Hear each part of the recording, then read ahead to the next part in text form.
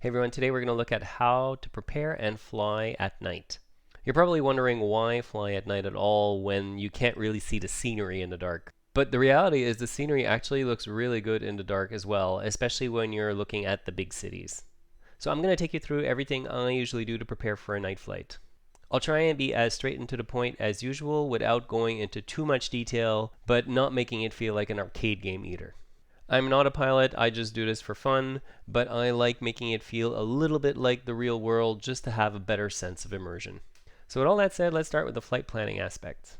We're going to need somewhere with decent night lighting to actually make it enjoyable rather than just see nothing out the cockpit. So for that reason, I was thinking that Vegas could be a good destination. I've already got the North Las Vegas airport in my history here because I was just looking at it a couple seconds ago, so I'll just select that as our departure point.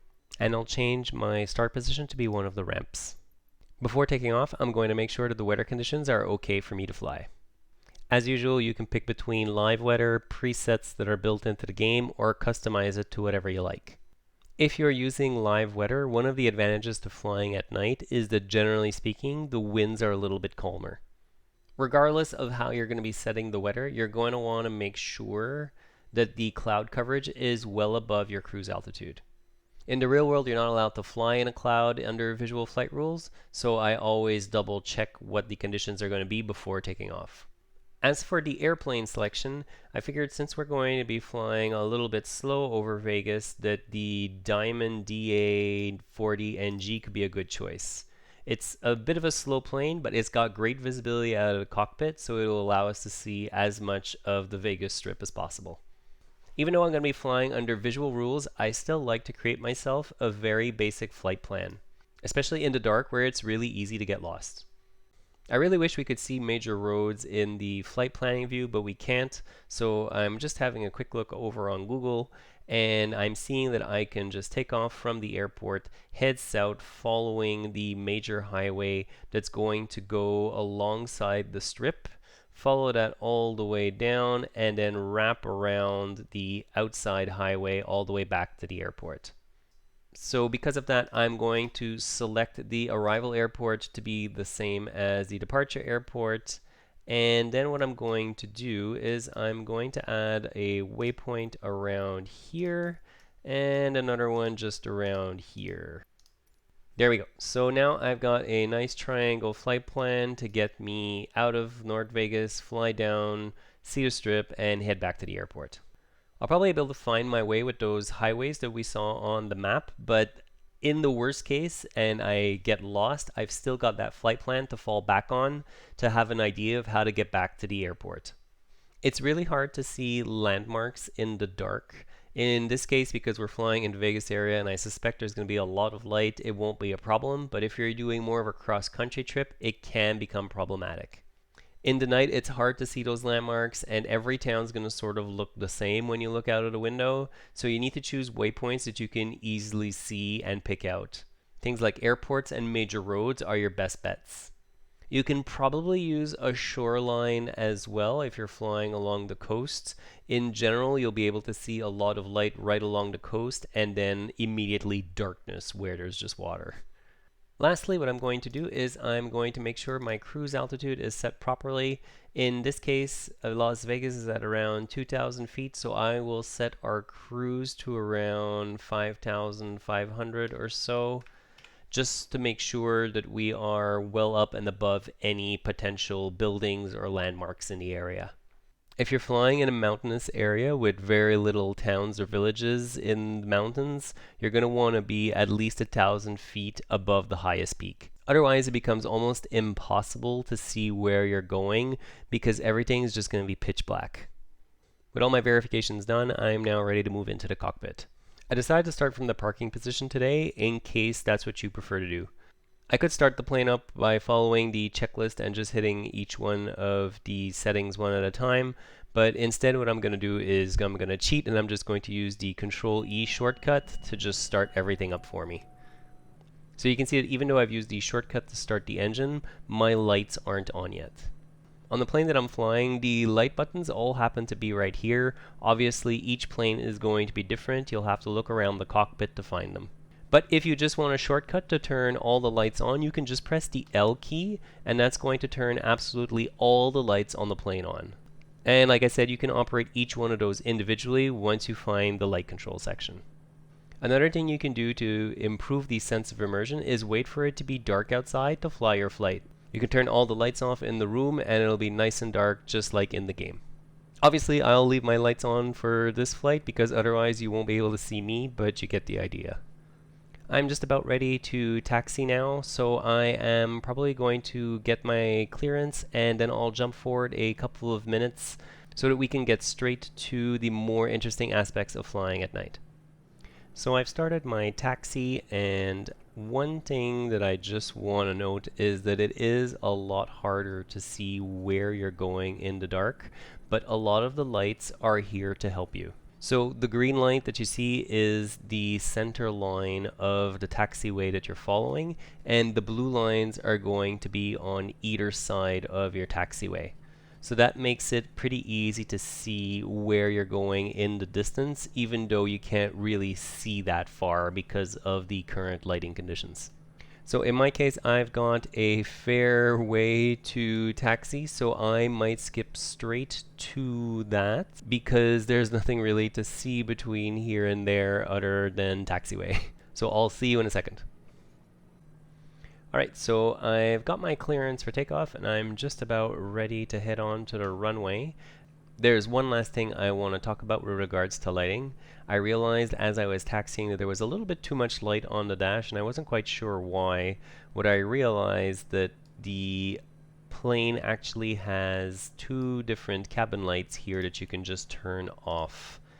That'll make it a lot easier to read all the controls on the instrument and a little bit easier to see out of the plane as well. You can turn up your instrument lighting as well if it's not bright enough with this switch here, and there's also the extra floodlight switch, which is just for the instrument panel if you need it as well. Okay, so we are pretty much ready, so I'm going to apply a little bit of power to get us onto the runway and take off. So taking off, I won't go over the entire procedure that I usually follow for takeoffs. If you're curious what that is, I've made a previous video on that you can check out. You should be able to find it pretty easily on the channel if you just look in the takeoffs and landings playlist. So we're on the runway and I'm just going to apply full power and we're ready to get airborne. Taking off in the dark really isn't that much different from taking off in the daytime. The only real difference is I'll rely a little bit more on my attitude indicator. It's a little bit harder to see the horizon and where your plane is pointing in the dark, so the attitude indicator helps to keep you at a steady angle of ascent or descent or even just staying straight and level. So there we go, we're airborne now. I'm just going to hold at 5 degrees or so of bank. I'll pull the flaps back. And we'll just gain a little bit of altitude, and then we're going to turn towards the city. Try not to fixate too much on the attitude indicator. You can probably see my eyes darting down a lot to check it out a little bit more than I should be. It is pretty useful though, because in this case you can really see that the horizon's kind of hard to tell where it is. Alright, so we are coming up on where we are going to turn. I'm going to turn towards the city now, doing my turn towards the southeast. And I think we can see right here, that's the freeway that we were seeing on the flight planning area when we were looking at the Google map.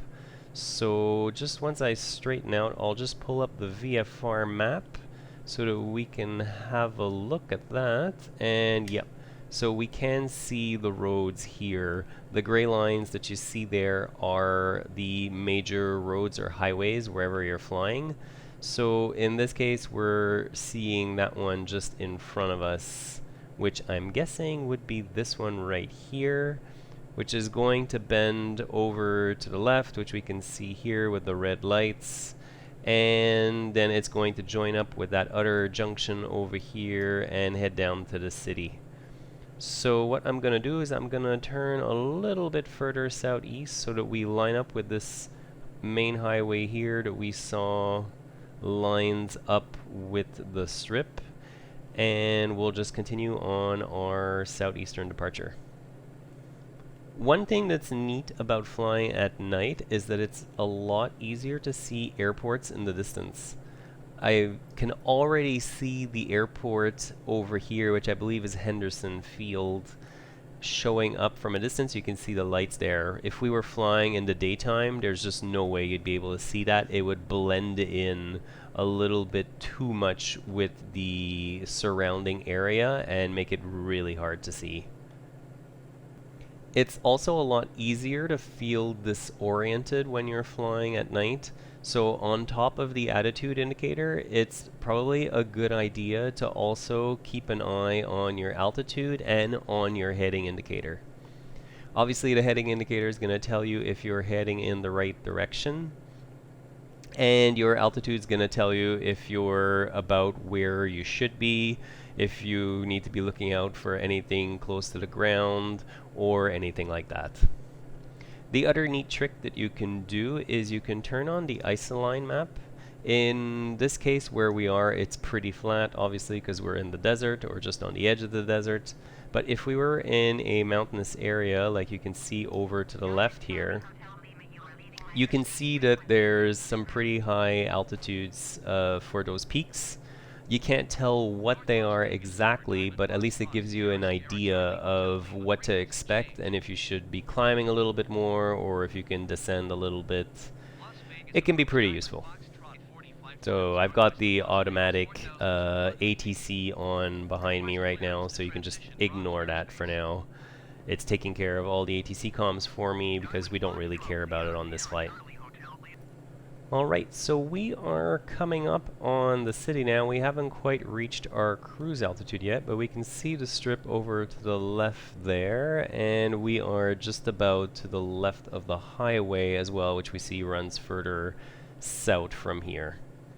So the last thing before I skip forward a little bit is if I were to get lost, what I would probably end up doing is I would start by slowing down a little bit, and I would start an ascending climb and start a slow circle around the point where I'm at.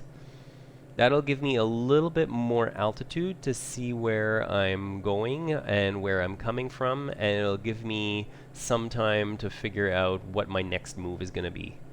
Obviously, in this case, it's kind of hard to get lost because there's so much light in the area, but if you're flying in a more mountainous area like we see off in the distance there, it could be very easy to get confused as to where you are, and at that point, the climb and slower speed will come in to be pretty useful, and it'll save you from probably getting even more lost. The other thing you can do, obviously, at that point is bring up the VFR map, and you'll be able to zoom out and have a pretty good idea of where you are and what you can do to get back on track to where you're going. Alright, so we've gone by the center area of Las Vegas, and if you remember from our flight plan, we were going to be following this highway here and just looping back to the airport that we took off from, which is North Vegas. So I'm going to turn to the east now, and probably what I'm going to do at this point is I will skip forward in the flight a little bit because there won't be much to see from here until I reach a final approach at North Las Vegas. So I'll see you in a couple seconds as I'm rolling out on final, probably. Alright, so as you can see, I am about to turn final for the airport here. So my final tip with regards to flying at night comes to be about landing.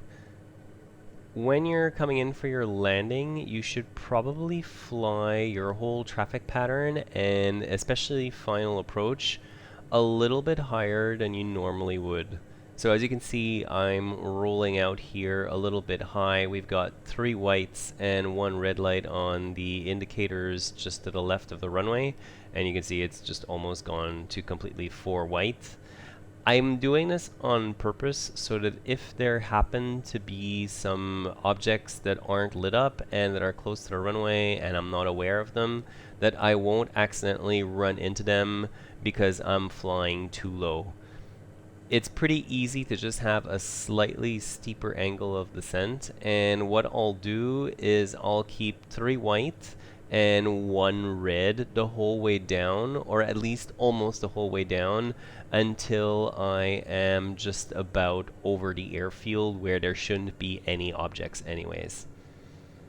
That's going to give you a little bit of extra leeway, especially if you're landing somewhere where it's much darker. Again, in Vegas it's not really an issue because there are so many lights around and we would see if there was anything between here and there, but it's pretty good practice to do it anyways.